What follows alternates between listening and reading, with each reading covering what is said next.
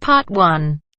Listen to the results of a radio questionnaire on sports and physical exercises and complete the chart below. First, you have some time to look at questions 1 to 4.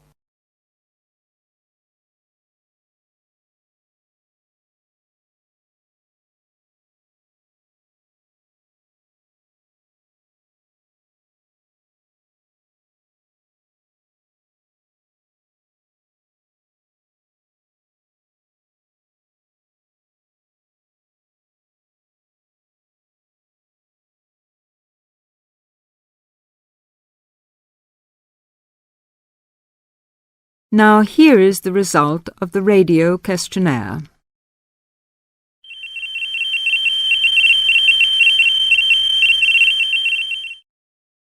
And now the results of our survey on spare time activities and sports. We wanted to know how people spend their spare time, so we interviewed women and men around the town during the whole of last week. Here's what we found out. Only 40% of men interviewed claimed to do some kind of physical exercise, while 50% of the women we talked to said that they follow a regular program of exercise. We also talked about watching sport on TV, and both groups claimed to spend some time on this. 41% of men interviewed do this and 30% of women. We also wanted to find out exactly what form of exercise these people do. So we asked about different sports and activities. Jogging was by far the most popular, with 20% of men and 18% of women. Most of them do this during the week, either in the morning before going to work or in the evening after work. Football was also popular with the men. 13% claimed to play, mainly at the weekend, on Saturdays. Before you hear the rest of the conversation, you have some time to look at questions 5 to 10.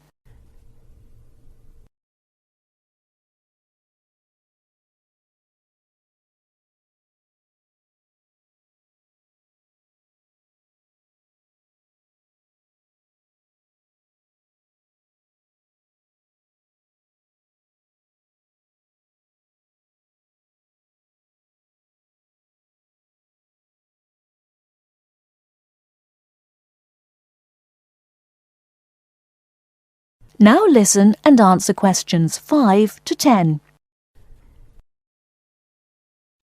Not surprisingly, none of the women claimed to play. Cricket was another popular sport among the men, with 19% claiming to play. Again, no women mentioned this sport. A lot of people also said they took some form of exercise other than these team sports. 80% of men and 90% of women said they regularly walked as a form of exercise, either as part of their daily routine to get to work or at the weekends in their spare time. Athletics was also mentioned, but not by many. Only 10% of men said they did this. None of the women we spoke to mentioned it at all. Dancing was also mentioned as a form of exercise. 3% of men and women mentioned this, and also yoga. 5% of women said they did this regularly, and 2% of men. Finally, a small number of people included gardening as a form of exercise. 11% of men said they did this, and 13% of women. That is the end of part 1. You now have half a minute to check your answers.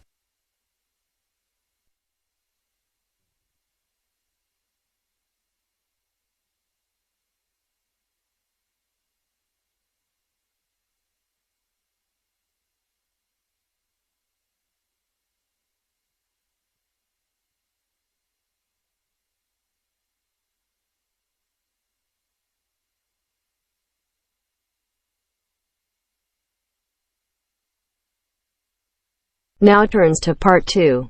Part 2. You will hear an extract from a talk about employment interviews. First, you have some time to look at questions 11 to 14.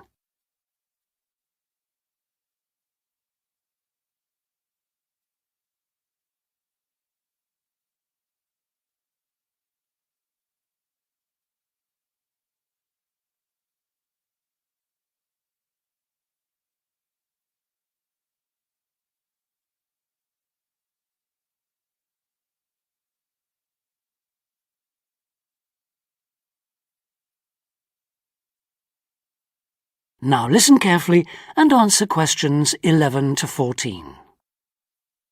Today I have with me Sandy Richardson of the local Workforce Center, and she'll be talking about that critical step towards the goal of employment, the interview. Sandy, what is an interview for, and what's the best way to approach it?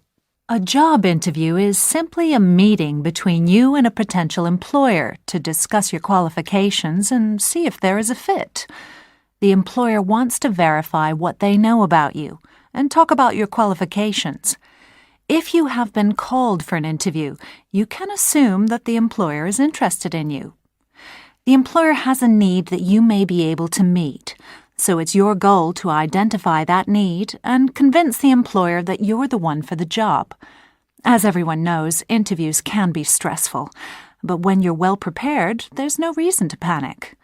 Preparation is the key to success in a job search, and you can begin by collecting together all the documents you may need for the interview, such as extra copies of your resume, lists of references, and letters of recommendation. You could also take some work samples, selecting from what you have designed, drawn, or written, for instance. And make sure you have a pen and pad of paper for taking notes. The next step is to find out about the post. The more you know about the job, the employer, and the industry, the better prepared you will be to target your qualifications. Always request a job description from the employer and research employer profiles at the Chamber of Commerce or local library. You could also try to network with people who work for the company or with employees of companies associated with it. The next step is to match your qualifications to the requirements of the job. A good approach is to write out your qualifications along with the job requirements. Think about some standard interview questions and how you might respond. Most questions are designed to find out more about you, your qualifications, or to test your reactions in a given situation. If you don't have any experience or skills in a required area, think about how you might compensate for those deficiencies. Before you hear the rest of the talk, you have some time to look at questions 15 to 20.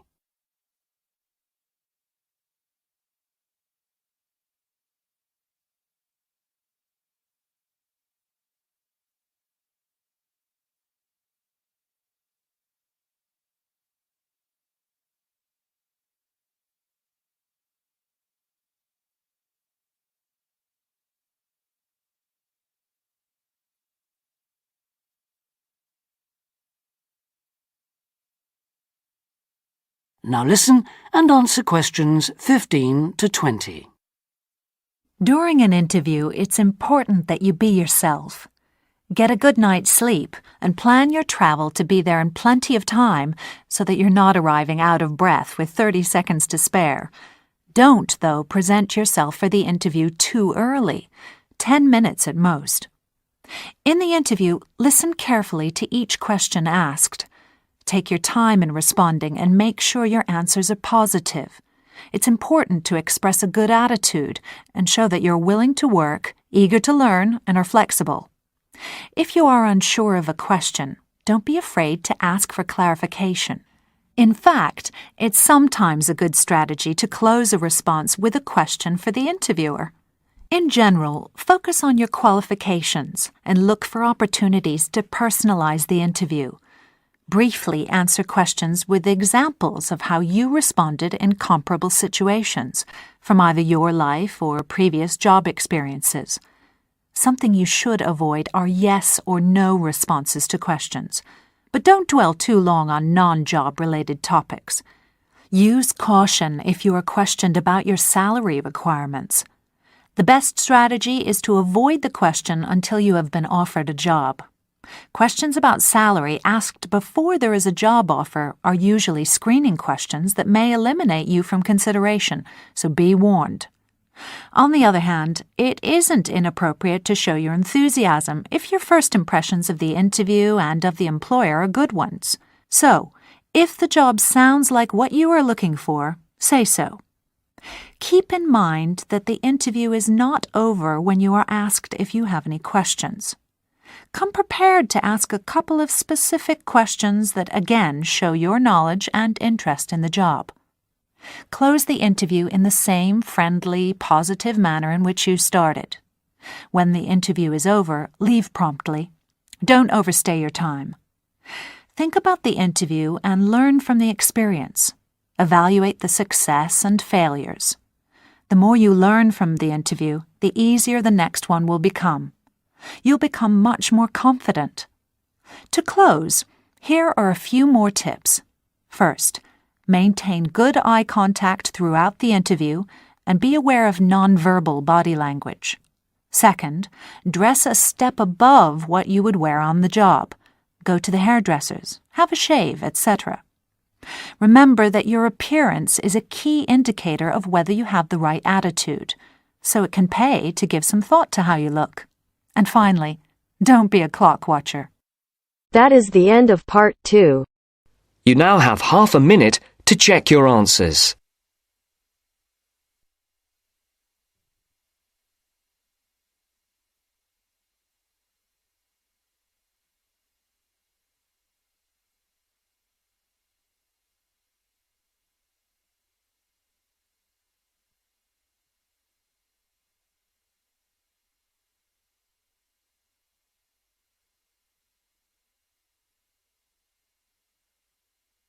Now turns to part 3. Part 3. You will hear a talk about safety in different regions. First, you have some time to look at questions 21 to 24.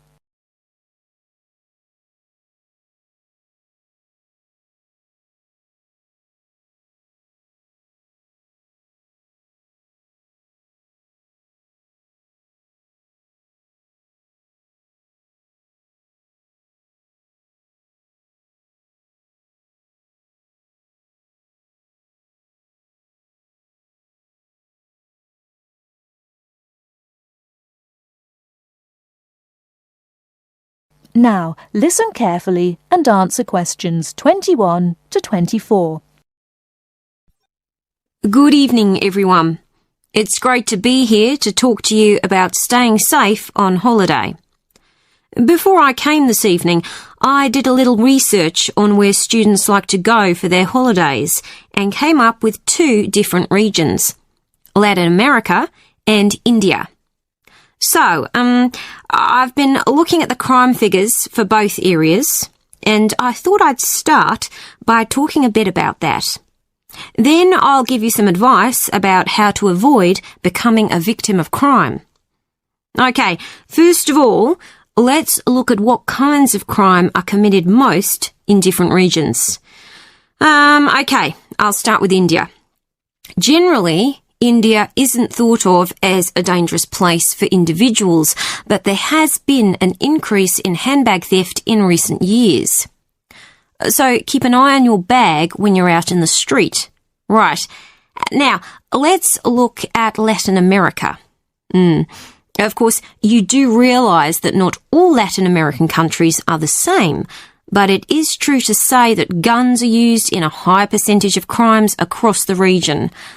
Looking at the figures, it seems that gun crime is a serious problem throughout. Before you hear the rest of the talk, you have some time to look at questions 25 to 30.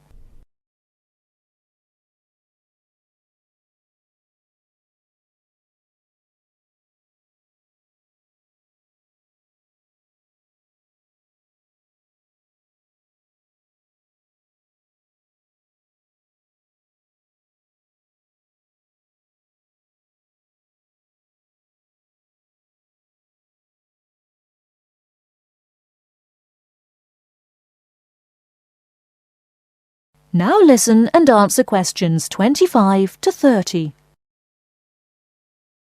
I can see some of you are thinking that it all sounds rather dangerous, but I know lots of people who've been there and had a really great time. They followed advice from the authorities, like making sure they didn't wear expensive jewellery in the street. And I'd certainly advise anyone travelling to Latin America to do the same. Another thing you should be careful of is not to go to lonely places at night.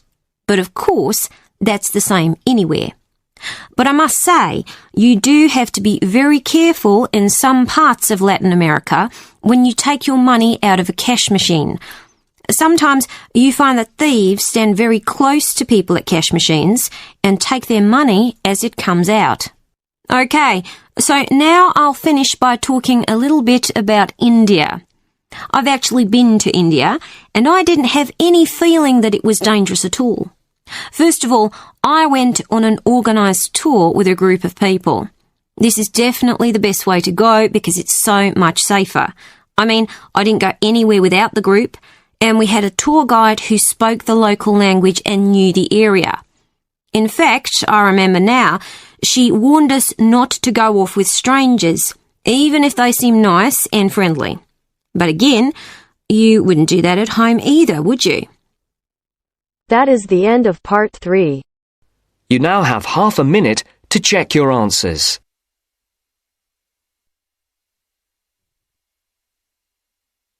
Now turns to part 4. Part 4. You are going to hear a talk on the writer Charles Dickens, given by a university lecturer to a group of students. First, look at questions 31 to 35.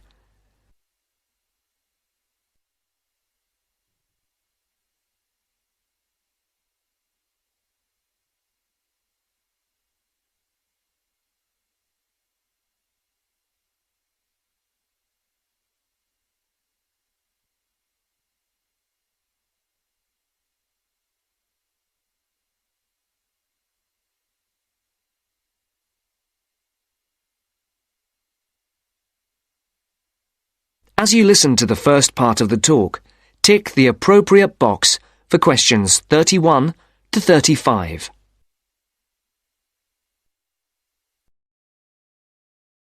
Good morning. My name is Professor Sarah Lennon, and I'm here today to talk to you about the works of one of the greatest writers in the English language, Charles Dickens. He wrote many books, and if we bear in mind that there are over 2,000 characters in his stories, we can get an idea of the complexity of his work. I've selected one novel from your reading list that I would like to talk about to illustrate his genius, namely Dombey and Son. But before we look at this work in earnest, I thought it might be a good idea to have a quick look at his life, and also at a few of the major events that happened during his lifetime, so that we can try to put his writing into perspective. Dickens was born on the 7th of February 1812, at the time when his father was working in Portsmouth Dockyard. His father was transferred to London in 1814. To help give us a picture of the time Dickens was born into, it's worth noting that in 1814, when Dickens was 2, the first efficient steam locomotive was constructed in Newcastle upon Tyne. Then in 1817, the year that Queen Victoria was born and Waterloo Bridge in London was opened, the Dickens family moved away from London. And to give Dickens' life a literary perspective, in the following year, works by other famous English writers were published: Jane Austen's Northanger Abbey and Persuasion, Mary Shelley's Frankenstein, and Scott's The Heart of Midlothian. When Dickens was almost 10, his family circumstances changed, and in 1822 the family moved back to London. In 1824, John Dickens was arrested for debt and imprisoned in the Marshalsea, near London Bridge, in London. This event had a profound effect on Dickens' writing. From 1827, Charles Dickens had various jobs as solicitor's clerk, freelance reporter, and newspaper reporter. Before the speaker continues the talk, look at questions 36 to 40.